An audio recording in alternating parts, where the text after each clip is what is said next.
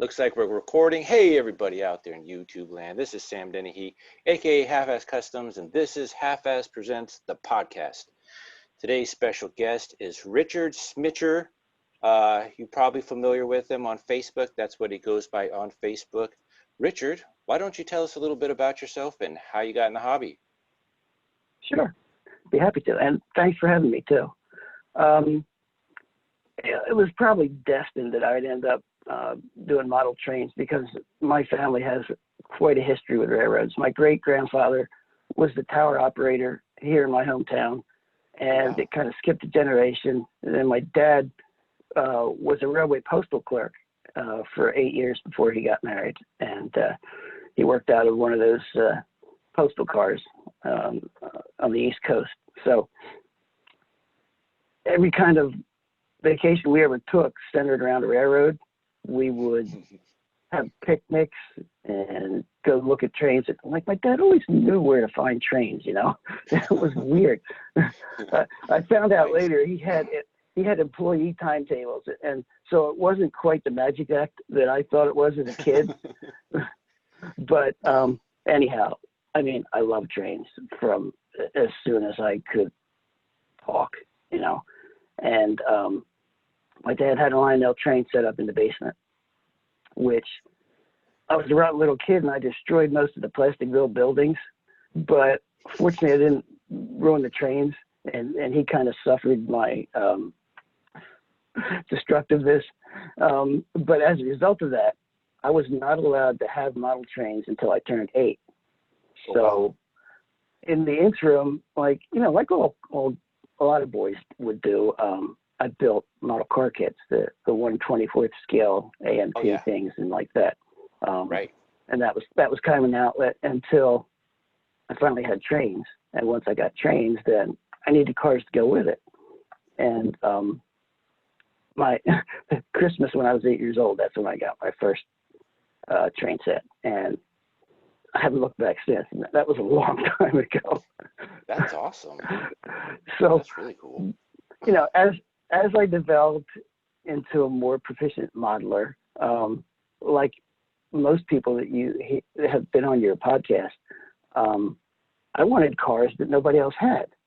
You know, if it just meant painting what was commercially available, I'd do that. But you know, I would scour the pages of like Model Railroader magazine, and if there was a new product out, boom, I was on it. I remember there were some metal cars by a company, I think it was called DJH, and it was the first time I'd ever seen anything that was kind of different.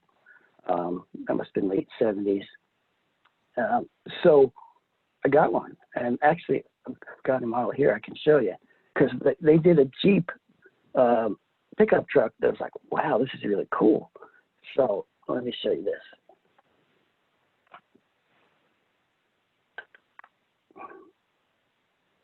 There's sorry. That's the Jeep that you can get from DJH. And back in the day, all I could do was use micro crystal clear for windows. Honestly, I still haven't managed to do that tape window thing that everybody can do. So, not everybody. Yeah, some people definitely can. I've tried and I can't. So what I do, I found that the clear plastic that you get pastries in has a lot of nice compound curves in it, and I can usually get close enough with that with a little bit of micro crystal clear will give me a decent window. The old cars I don't revisit, but here's an idea for you, not to cut you off. Before I found out about Mike Budd and John Tyson's way of doing the tape, I was using the clear mattress plastic, not mattress, like the sheets in the comforters. They come in like a thick plastic, but it's completely bendable. If you have like a 50s or even 60s style car that doesn't have like a 59 or 60 Chevy where you have to have that window go way out in front of the actual frame. If you have Mhm. something that's flat, you can easily put that in there and like maybe, draw out an outline with a pin of the size window. Yeah, And that's perfectly flexible. It's thick enough to where it's not as thin as tape. And right. that's what I was using before. Those were the kind of windows that were impossible to do with micro crystal clear because it Oh, would just yeah, glob onto the dashboard and you'd be sunk. right.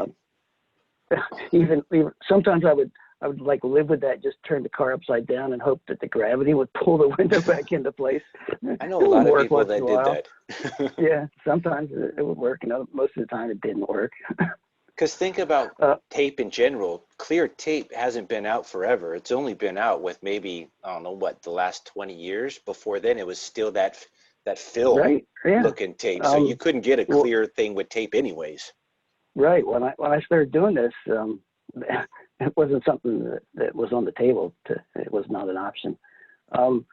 Boy, and you know, like those old Magnuson clear cast models, they were fun, but they've yellowed over time. So like, what was a nice car with clear windows, now it's like it's kind of embarrassing. But Just stick it in I the mean, junkyard. I I kind of, that when they came out, that's really where I had a chance to like hone my detailing skills, and I found that what worked best for me was I would do the chrome trim first. This was before they had the Molotow pen, so I was just doing silver paint, whatever I could. I would do that first, and then I would paint up to it from either side, effectively, highlighting the trim. And that's kind of stuck with me, even with these new 3D printed cars. Yeah. Sometimes, I mean, a lot of guys get great results with decals for the trim, but I've been fairly successful just doing the chrome first and then laying the paint over it. Now, the downside is, I have to brush paint the car because I can't spray paint after that. But Well, hey, maybe this might help. I'll show you something super simple. So this is the Ghostbusters car.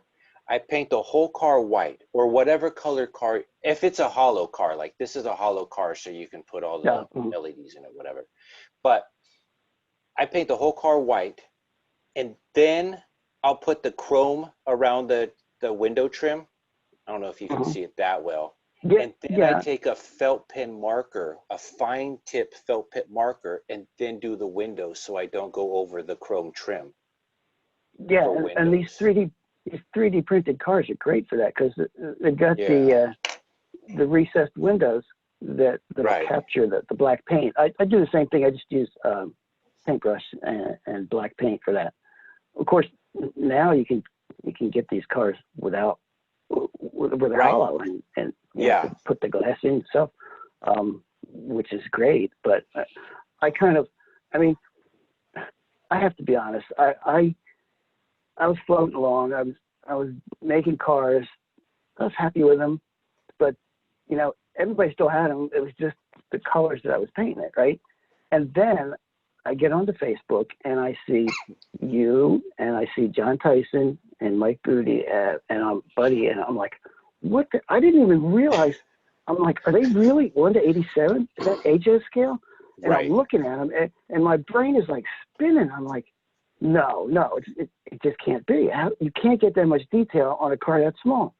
And I'm looking at them, and sure enough, like these are HO scale cars, and like I'm just so impressed by this. And then I'm like on a mission from God. So, and everybody's talking mad about cars on Shapeways. So He's the I leader go for American yeah, cars. I go there, I look at it, and I'm like, I'm going to do this. I want to get cars that nobody else has, so I'm going to do this. And to me, like, I model a time frame from 1957 to 1968. So like before 57, the sky's the limit. I can have anything. Yeah. But I'll only go up to a 69 car because the 69s would come out in the latter part in the fall of 68. So I can have a 69 car. But beyond that, like, it's really cheating. And I mean, I've made some cars of my own as models, that were after that. But for my layout, I stopped at 69. Those could be But the anyhow, concept prototypes in a dealership, the newer versions. well, yeah. Well, I just remember my dad. You know, he'd go down to the dealership after he stopped delivering mail from the railroad. He delivered mail from the post office, and he'd go through cars pretty fast. So he'd get a new one every year, and we'd usually go in like September, and that's when the new models were coming out. Right. So, in fact, we got so friendly with a local Mercury dealership that those big promotional car models that are like even bigger than 124th, I ended up with a couple of them. Oh, wow. 67 Cougars. Yeah. That's cool. So that was fun. But where was I going with this? I think I was. Well, we were talking about 3D printing and 3D printing, right? So and I cars made the that plunge. cars I that made nobody the plunge. else has. I wanted to get there was a 69. Well, it was, I think it was labeled 67 Cougar, but when it showed up, it was a 69, which is a little bit disappointing, but it's still cool. But against everybody's advice, everybody said, do not get the cheapest material. I'm like, you know, I'm a guy. I'm not going to listen to that. I'm going to make my own mistakes. So I was a cheapskate. I got the cheapest material, and oh my gosh, you know, that was a mess. It was a mistake. So yeah, here it is. I mean, it probably doesn't look too bad, but I don't know if you see my orange eliminator that I put pictures of on the internet every once in a while, there's just no comparison. So, you know, this was a waste of money. You know, I'm not going to lie. That doesn't look nearly as bad as the first ones I got. Mine were so grainy, you couldn't even paint it. A lot of time. I spent a lot of time on this. And then I didn't spend any on mine. I used a kind of paint that really filled it in. So, and at that point, I probably clear coated it 4 times since then. So it's, you know.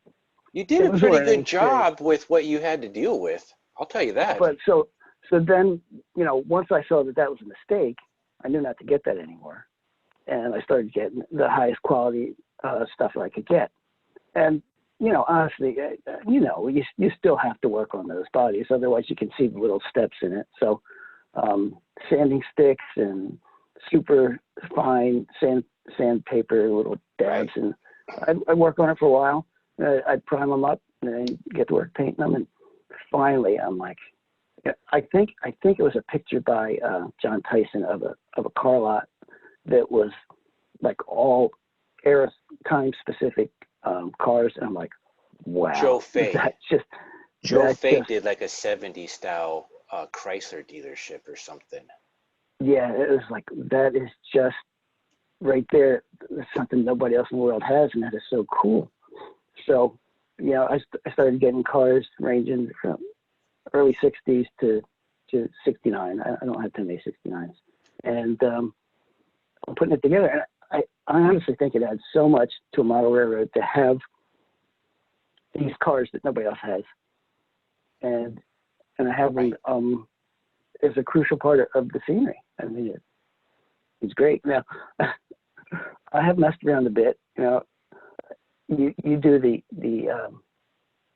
thing from Ghostbusters, and I did a Batmobile. Yeah. I remember that Batmobile. That was awesome. That was pretty cool. I painted it the red-orange first, and then the black overlay. So for the pinstripes, I would just stop short of all the corners, and it worked out great. All I had to do was get decals for the bat, and I got them from Bill Brillinger, no problem.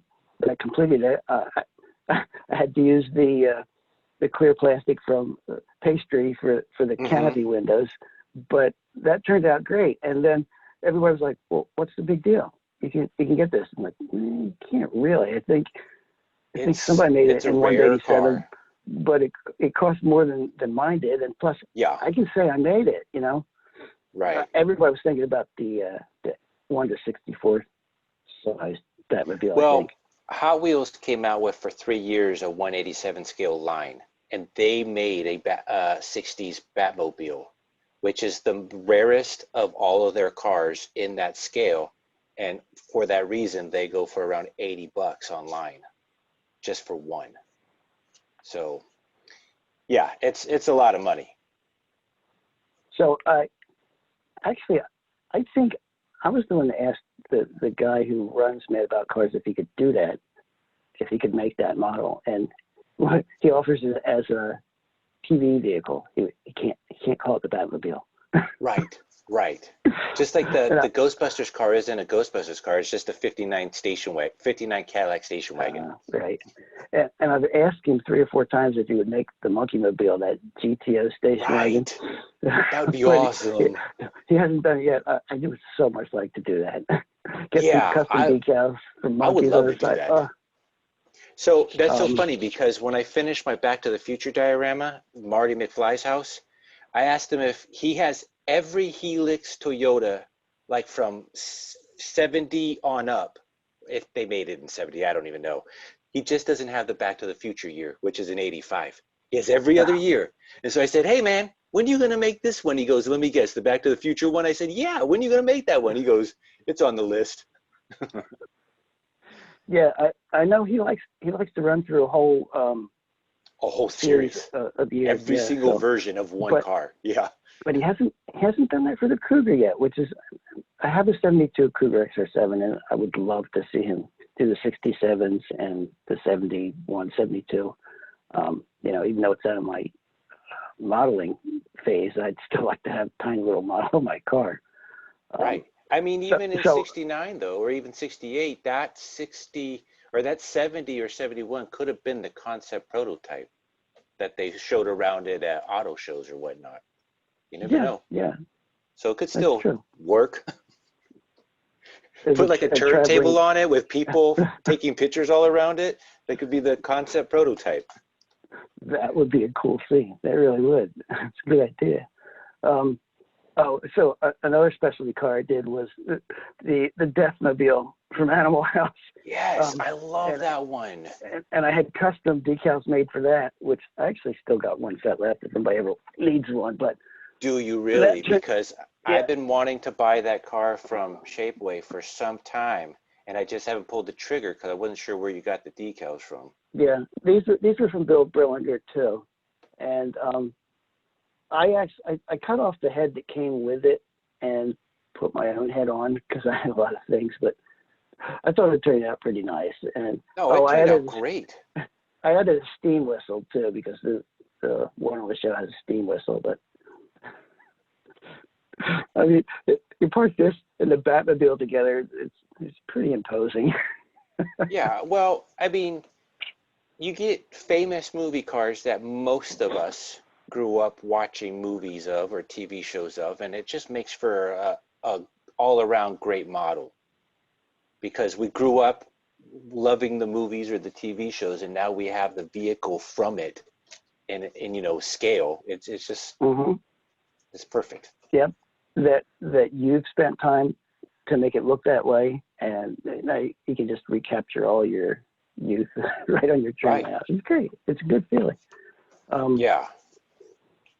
So, I mean, I know I'm a relative newcomer in the world of making 187 models, and I do have a lot of people like you and John Tyson and Mike to thank for getting me interested in it at this level, and will even let me know that this kind of stuff could be done. If you'd asked me 6 years ago if I could have a Batmobile or a Deathmobile or any of the things that I have, I'd been like, you can't do it. It's impossible. Right. So, the technology has allowed it to happen. And I mean, I'm thrilled to death. It's really stepped up, not just my car modeling, but my whole model railroad. Yeah. Well, I mean, same as with you. I wouldn't have a actual Ghostbusters car that lights up if it wasn't for the technology that Shapeways offers and Mad About Cars designed. Because I created the Ghostbusters car before it turned into the Ghostbusters car, just that black 59 hearse ambulance. Hmm. I created that Right. out of two Allied Form 59 Cadillacs. That thing took me about a year to complete, working on it just completely off and on, never really working on it very long.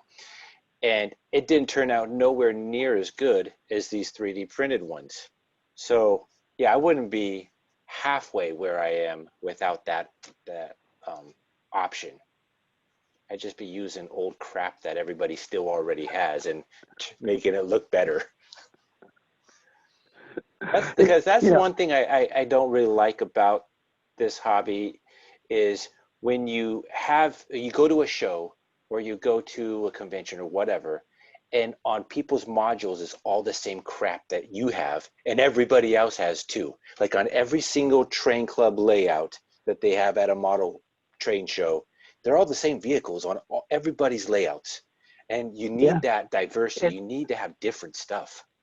to me, that hurts the realism. And, granted, not everybody's doing model trains to make it hyper realistic, but Well, they're doing the like trains to be realistic, not the vehicles. even yeah, even when I was a kid, there's Bachman little blobs of plastic that had the Yeah, wheels cast into them. It's like I'm never going to use that. I knew that when I was 8 years right. old that wasn't going to be a car. And I did the thing where I used Matchbox because they kind of looked better. They had more detail, and I knew they were out of scale. But my At the trade-off time, was, that's what you had. yeah, it looked better than really what anything that was commercially available. And it's kind of interesting to look at the history of like any particular car that's been offered more than once. They just don't compare to the 3D printed model. I have Right. I have some GTOs that were cast in resin that were Magnuson models, and there's only so much you can do to that, and it doesn't look anything like a metal classic metal works car, or certainly not like a 3D printed car. I Right. mean, and the thing was, at the time, I was happy as heck to get that Magnuson GTO, but then times change, and I'm just trying Yeah. to stay current. And they're getting better. Times are definitely getting better because, like you said, 6 years ago, none of this 3D printed cars, if times, if the technology didn't get better, the 3D printed cars that were out 6 years ago was right at the beginning of 3D printing, like super beginning. Those were all crap. You had to do so much work to them, like more work than you did on your Cougar would have Hmm. been done on the very first versions of the 3D printed cars. And if Oh, technology never got better, oh, that 3D printing vehicles would have never even went off the ground, really. It would true. have stayed Yeah, right true. where it was. No Yeah. matter how rare the car was, nobody still would have wanted it. Right. Because it just would have been a cartoon at best. Right.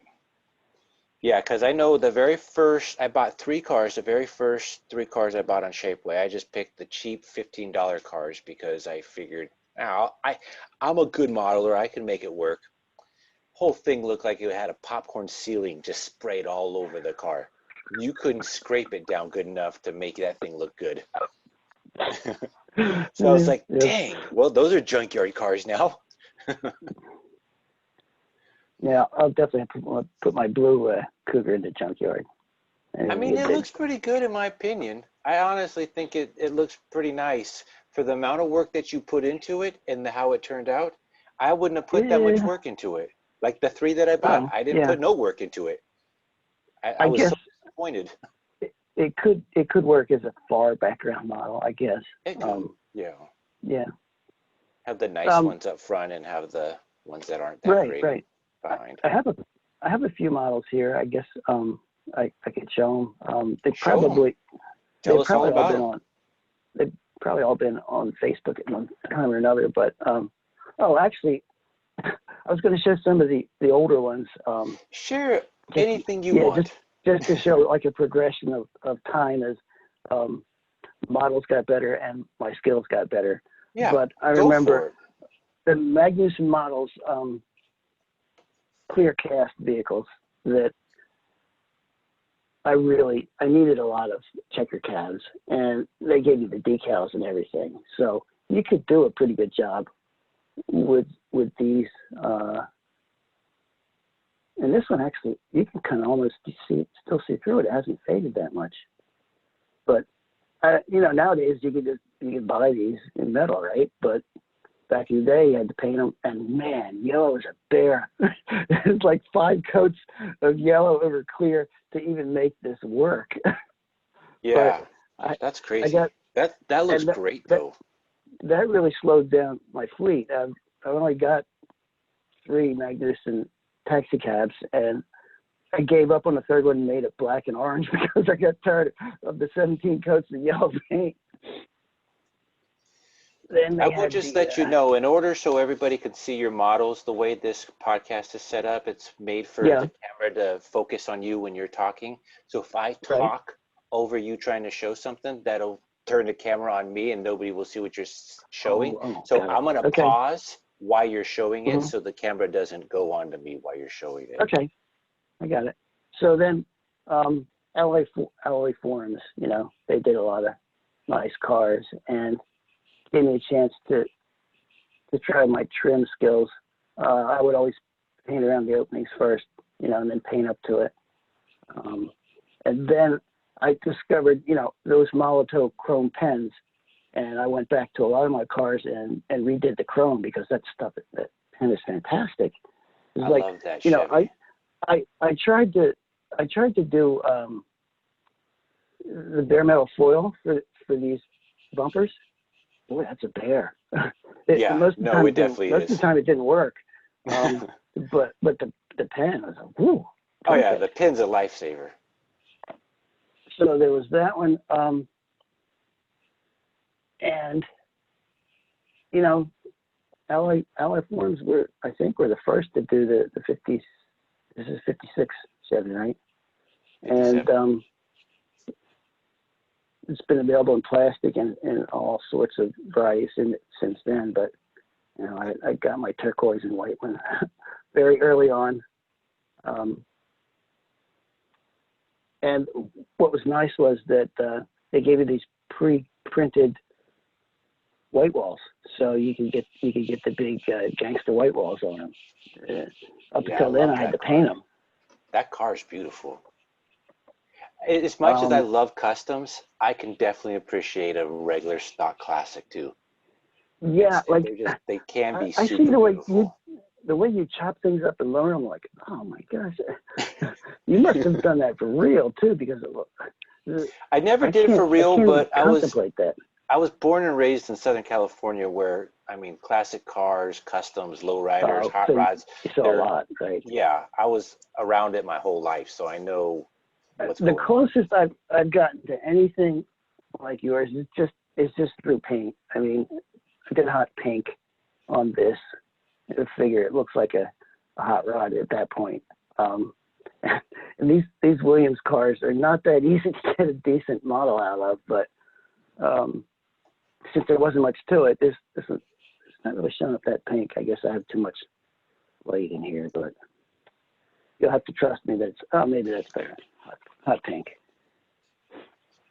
Yeah, that looks good though. For as basic as that model is, you did a good job. It looks like it could have been, besides the color, like if you would have just did like a black or a brown or something, that could have been a moonshine car easy. Yeah, the black one looks good because it kind of hides all the problems with it. Right.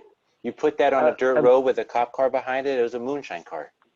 I also did one in metallic medium blue that turned out pretty nice. I was able to pick the details off that one a little bit better. This one, I didn't do any of the window frames, but on my blue one I did, and that kind of elevates the whole car. Oh yeah. Here's little another. Details always help. There's another Williams car that turned out fairly nice with the old GTO. Sometimes they went together nice, but I've got one of their Ford Explorers, which mimics something I owned, and boy, that was a bear. Yeah, I don't want to show that one.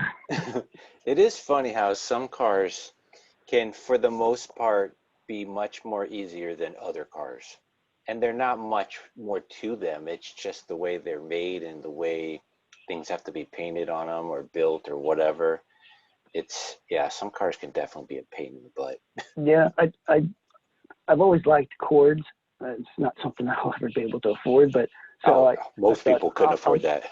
Yeah, I'll build a Williams Cord, and that was a bear too. And I did it in a two-tone scheme, but I'm not sure it turned out the greatest, so I didn't include it for part of what I could show.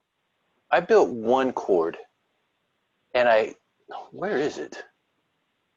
Oh, I don't know where it is. Oh, here, I'll pick up my camera and I'm gonna show you.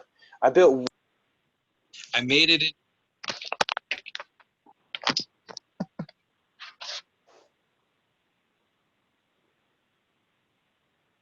Sorry.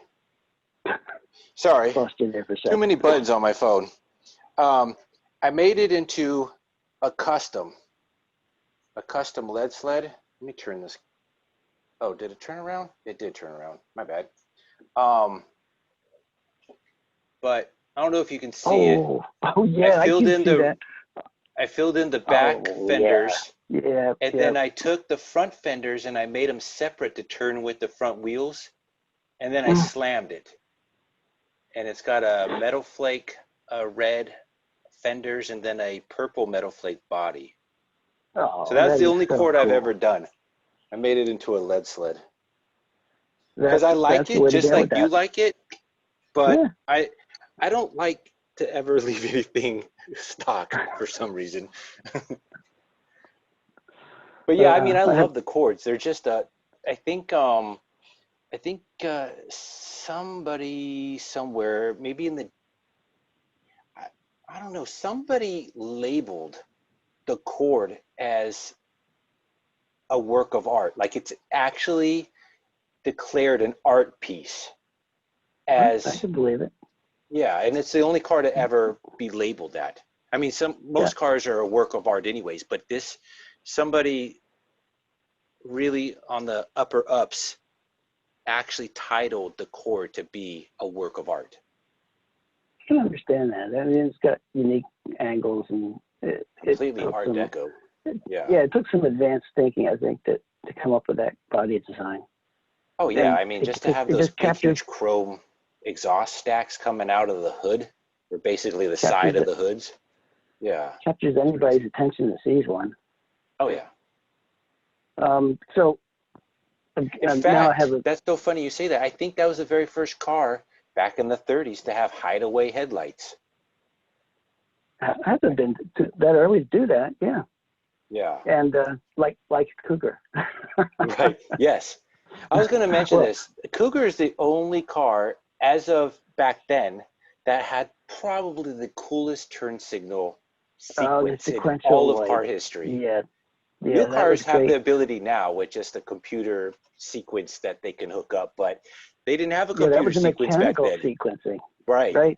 It was the coolest thing. My first car was a '68, and it had those sequential turn signals. Yeah. And I discovered when you put the flashes on, at least on my car, they both go out. That was so cool. So I don't know if something was wired wrong or if that's the way it was supposed to happen, but it was fantastic. And like whenever I wanted to show off, I would just put the flashes on and let both sequential lights go. Basically the hazard lights then. Yeah. And it may not have even had hazard lights back then, but that was what it was. That's car. Awesome. I had a '68 first, and I traded up to a '72, which was my dream car. Hey, if you get your dream car, that's awesome. Yeah.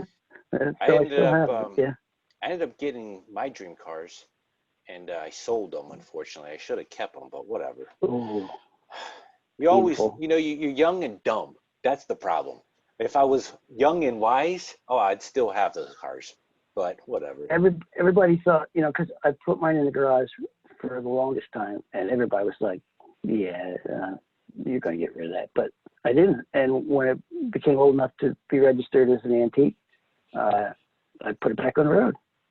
And nice. I'm happy to still have it. Yeah. I'm happy you whereas still there, have it. That's awesome. whereas everybody thought it wasn't going to be mine when I got older. So I have it. And Yeah. interestingly, my son did not really want that car. So, like, any thoughts of passing it along? Do you need Didn't an happen. adopt a son? Adopt me. Well, You can pass it my, along to me. my daughter was slightly interested in it, but she's got a foreign import, so I'm just happy to hang Well, on to it. let me get my adoption paperwork ready and I'll just send it to you. Because clearly they don't know what they're talking about by not being interested in that car. Yeah, no, I have a Yeah. 1960 Mercury. It's a 60 Mercury Oh, Monterey. 1 year body style, 1 year grill, 1 year tail lights. But strangely enough, it's a 2 year 1959 and 1960 front and rear windows. It's got the wraparound windows like the Chevys did, like the 59 oh, and 60 Chevy. In mm, fact, it's the same exact window. I already did the looking. If I cracked my window, how I would ever get a replacement for a 60 Mercury. It's the same window that Chevy used. All of GM for well, 59 and 60. Because I all of would not have GM had the same expected that. flat. Yeah, who would have? Nobody would have. Huh.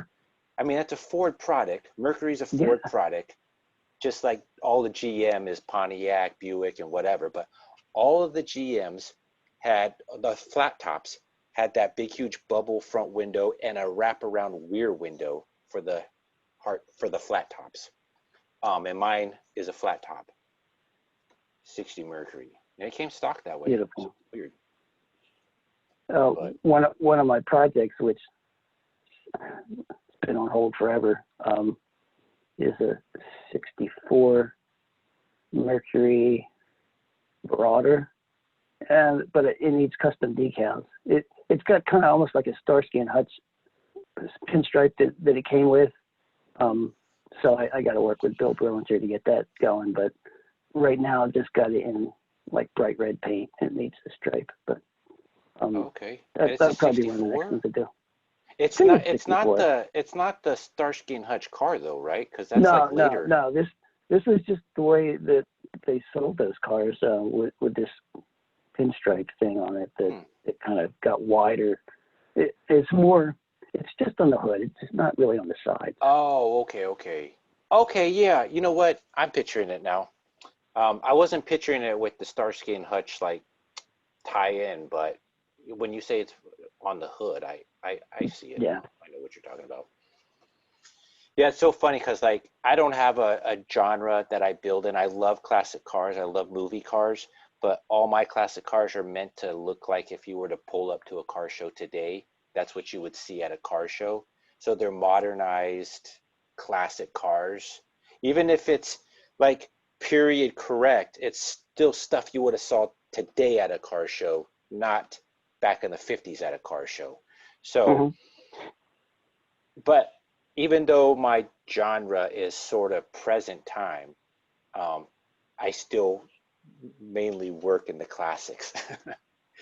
But my time frame is like 65 and older is what I love. Anything older than 65, anything above 65, you start getting in the muscle car era, and they start becoming.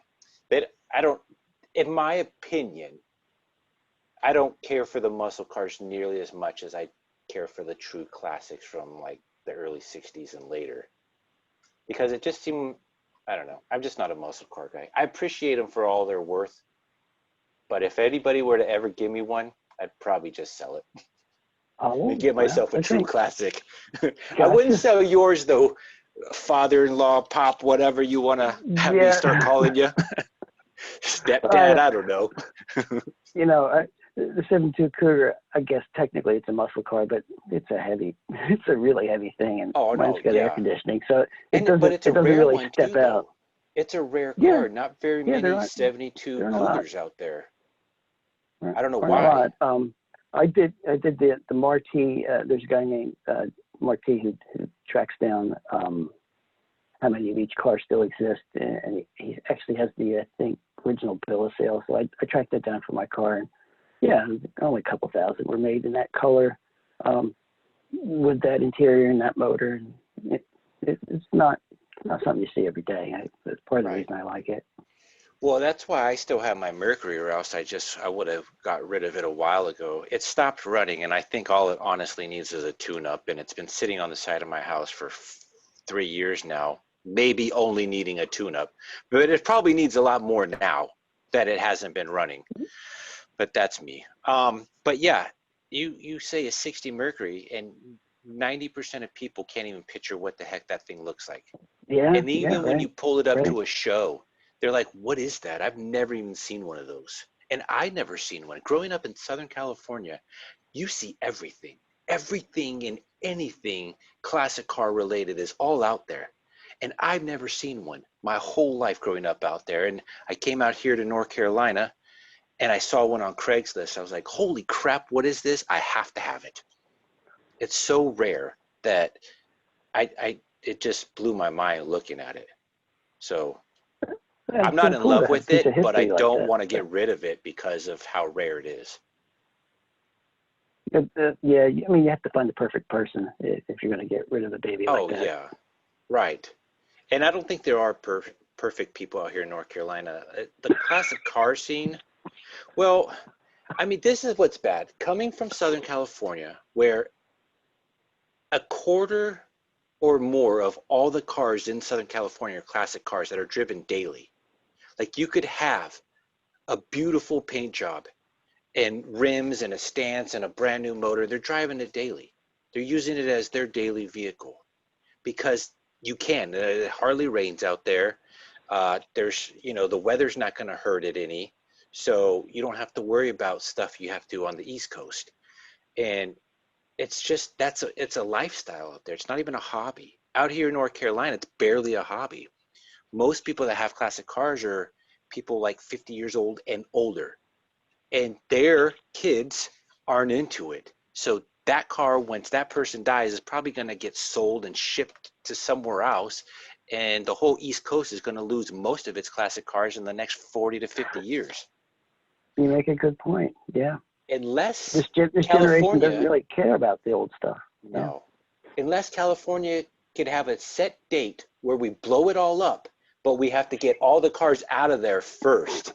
If we can blow it up and let it fall into the ocean, then and have all those cars shipped out to the rest of this country, that'll be the only way we can keep the classic cars out here on the East Coast.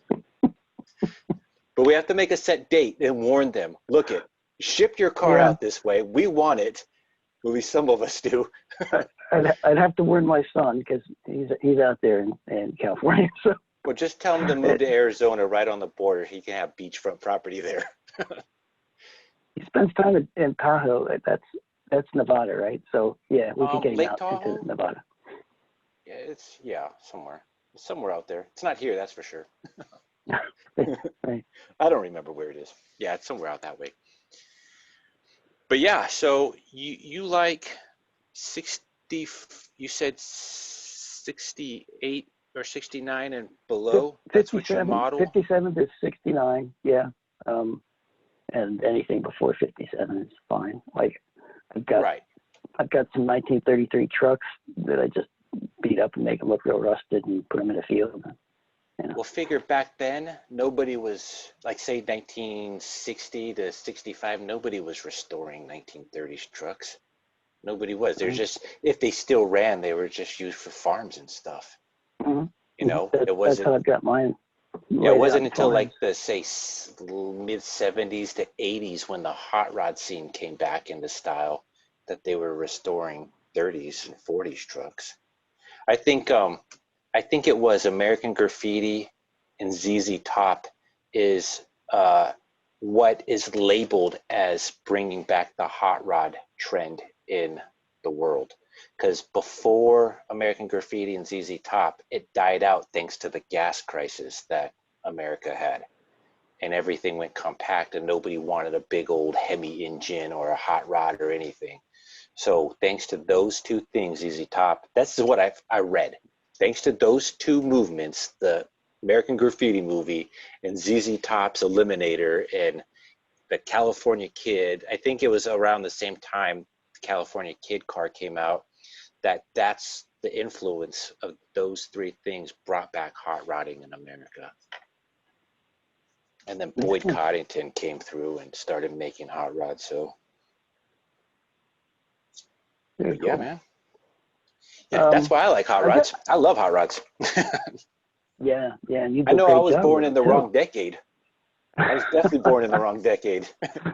Nobody my age should love hot rods this much. There's never any harm in uniqueness. Oh no, yeah, exactly. I have a few more cards I could show if you want. Show them, man. Show them all. It's okay. These, I believe, these are all.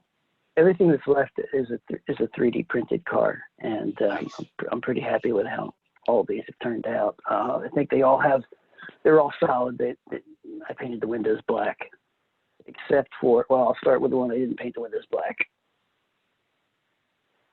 I did this T-Bird because my mom owned this car, and since I had a black roof, I had to do the windows in a dark gray, and it works. It kind of works. So this came out nice, and using the Molotov chrome pens, the taillights are. I think these were sequential too on this one. I mixed up acrylic paints to get this kind of metallic green Ford color in it, and it actually worked okay. I mixed gold with green, and it's like, this is the color I remember my mom's car, so I'm pretty happy with that one. That's awesome. That looks great. Yeah, that turned out nice. Then I have, this one actually does have open windows. This is AMX. I think you guys have seen this one on the internet before, in pretty bright, what do they call it, grabber green, or maybe that's a Ford color. But this is the first one I did 3D printed that was open inside, and fortunately the windows are kind of flat in the back and front, so it wasn't too compound curves, and I managed to get some plastic in there. That looks nice too. What year is that AMX one? I think that's 60, 69, maybe 70. Okay. I'm not that good with years, but I'll call it a 69 so that it fits with my layout. They all kind of look the same, within 4 years of each other. This is one of my earliest 3D efforts. It's this old Ford, and I thought it turned out pretty nice. I always liked the round taillights on this one. Yeah, all I want to do to that is lower it. Everything else looks perfect. Chop and channel it, right? Yeah, looks great. Then, just a utilitarian Chevy Impala station wagon. My dad happened to have one of these. The only Chevy he ever owned. It didn't hold up well for delivering mail, so he never had another one. But I figured I'd make a model of it. Taillights are kind of tough, but they got in there. Yeah, that's the 65 Bel Air or Biscayne version. And that's it. That's all I had to show. But those are good, though. I mean, I know you say you're fairly new into this 187 scale vehicle world, but I mean, you have skills. You really do. And being fairly new, most people have to spend years and years and years to get those skills, and you already have them, so that's pretty good. Yeah, I mean, I've been blessed with a steady hand and the ability to use really fine paintbrushes, which is how this basically turns out as nice as it does. The decal way to do things is crisper, but it kind of lacks the tactile intervention that I like to get when I build a model. And so, while mine aren't quite as nice as John Tyson's or Mike Booty's, this will be the way I do it. It's just brush paint and. Yeah, well, it's definitely cheaper that way too, though. Yeah, that's true. I mean, custom decals aren't cheap, and there's a time and a place for them. For that Mercury that we talked about, and these specialty Batmobiles and Deathmobiles, things like that. The Monkey Mobile would certainly, I'd spring for custom decals to get the monkey's logo on the side of that. yeah. It comes out with it. Right. And like I say, you're going to do a Deathmobile, I've got some decals for you. Well, good, because now I actually have a reason to do one. So, I mean, I wanted to do one anyways, but I was always thinking like, I couldn't remember who made it for one, the original you, and I couldn't, because of that, I couldn't remember where you said you got them, the decals from. So I was gonna think about the last time that was posted. That, who knows where that is in Facebook now? I couldn't. Right, there's no way I would have been able to find that. That's buried. Yeah. So I'm glad to know who made that and who's got the decals.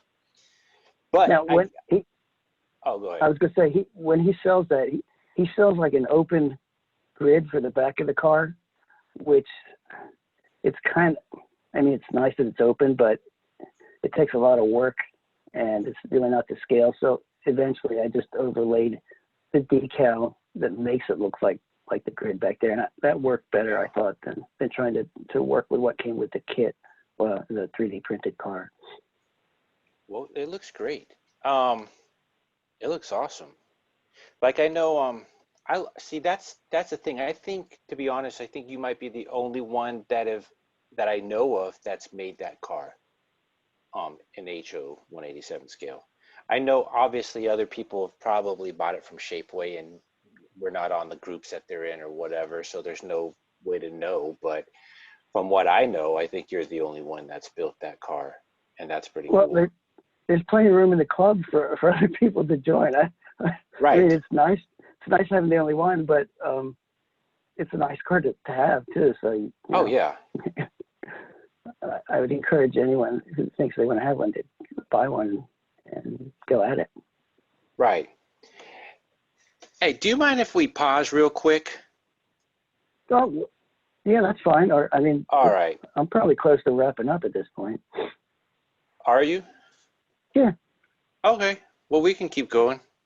If we're almost done, that's cool. Yeah, because I don't have any more cars up here to show, so, and I think I've covered most of what I thought I would talk about. Well, that's cool. I mean, I like your stuff, man. I've always liked your stuff since you started posting. So I've been a fan since you posted your stuff, a follower. And well, like I say, I mean, you were one of my inspirations.